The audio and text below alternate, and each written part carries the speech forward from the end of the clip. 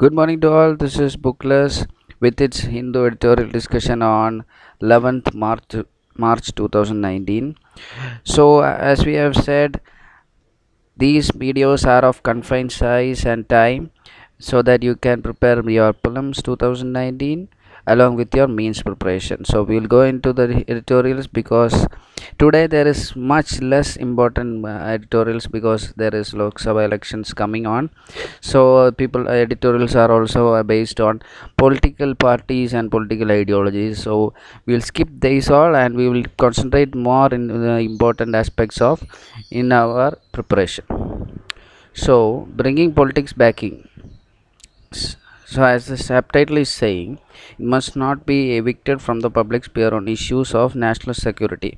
So, it is a topic about the politicization of terrorism. As you can see, the author is asking politicizing terrorism. So, it is about involving politics with terrorism and excluding too. So, how is it possible? There are examples given by the writer. This is not that much important article, but this term politicization of terrorism can be asked. In order to understand this, you have to go through this editorial. So, as it is saying that many situations are there. So there is many people saying about political statements, and there are also the writer is saying about the ruling party politicizing the actions taken by the government and all. See, the writer is focusing and saying on these all aspects, and he is mainly focusing on political solutions are the best answer to conflicts. That means in case of conflicts between countries, whether it is bilateral or multilateral, the solution of the conflict is through political solutions.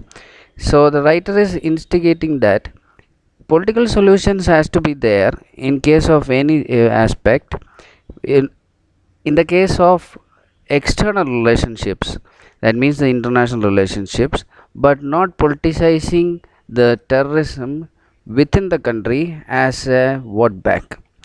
So, privileging militarization over politicization for conflict resolution is indeed unwise and counterproductive.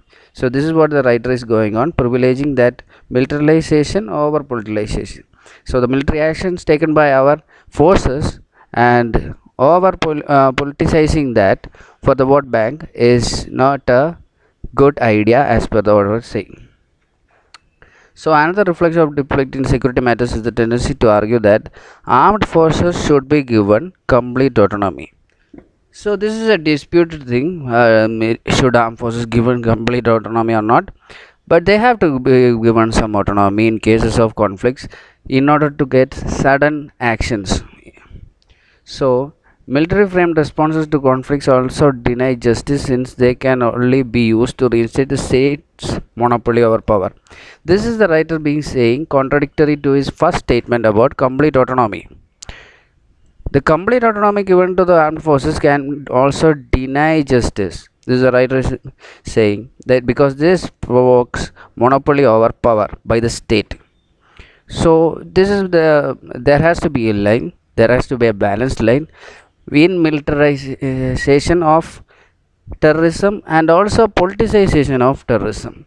So that is the writer being implementing that in case of terrorism, to tackle terrorism there has to be taken certain step by military in certain aspects, not to a certain just limiting its power to a certain limit. But in case of politics also, it has to be a sustainable conflict resolution can be achieved is by bringing politics back to negotiate those differences. As we have said earlier, politics can be involved to resolve the conflict between external forces, that is the governments, but not politicizing within the country, gaining for the political gains in case of terrorism. So we can see that the terrorism and the article based on politicization of terrorism. So the next one is about quotas. This is not much as important because this is saying about some university the quotas which is given to the in case of reservation which is given to the promotions of jobs, that is the 77th constitutional amendment 1995 have restored reservation in promotions as in this is contradictory to the judgment given in Indira Sawhney case upholding OBC's reservation on Mandal Commission recommendation. So this Supreme Court has not allowed the reservation promotion, but the 77th Constitutional Amendment 1995 tackled the order and made it. We can see that in many cases government do that. Supreme Court states one thing, but the Parliament oversees that. So the Article 335 category says that claims of SC to post in central and states shall be taken into consideration. So this is a constitutional itself says in Article 335 about this provision. So the 77th Constitutional Amendment of 1995, if reviewed by judicial review too, it will be valid. So it is this article is mainly based on the procedure of reservation, not about the reservations and the acts and all. It's not. It's stating about the procedure which is going on. That is, it is saying about one Benares Hindu University. An example is given by the government to the courts is to implement reservation based on university as a unit of reservation is. You can see that 289 post would be reserved for SCs, 143 for ST, and 310 for OBC. So the Banaras Hindu University had a new formula, a department as a university. As a unit, they had implemented department as a unit instead of university, so that the reservations came down 190 for ST, 29 for STs, 220 for OBCs. So this it is justified by the government to using this formula, where the writer is against it and saying that to improve diversity on our campuses, SC, STs, OBCs, Muslims, persons with disabilities and sexual minorities being recruited as a faculty do not reflect social diversity despite the university being a unit of reservation.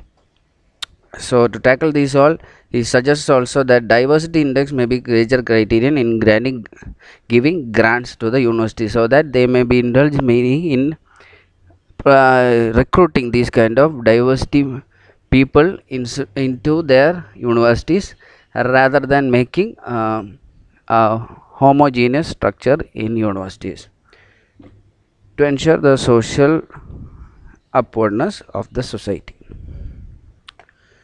So this is the another thing, the last article which we are going to discuss is the Indian government has no longer has a viable channels to put across its view of Western media. It is the relationship between Indian government and the Western media. So there has been sentiments on these issues which have happened earlier. Through the recent times in Indian media and in social media too. But the Western media is not much interested in India's these incidents which has happened. The writer is justifying about the causes among that and the consequence too. So he's just briefing that to convince the world that India is an emerging giant in global affairs. With this change in priorities, government is unable. He is saying that government is unable to disseminate information that could have produced a more sympathetic global media on the current plane India-Pakistan relationship. He criticized the government for many measures which is taken for not making the international media into the issue of India-Pakistan relationships, and it may or may not be true, but this is just an area for the fact knowing that the Western media is not much interested in India-Pakistan relationships. The root and cause we can interrogate later. So these are the articles as we said earlier too. Today's articles are not much of importance in this case because other articles are based on UP and Congress UBJP strategies and war for elections, so it is not important. So you can prepare for the other basic subjects. So Thank you with sharing with Bookless.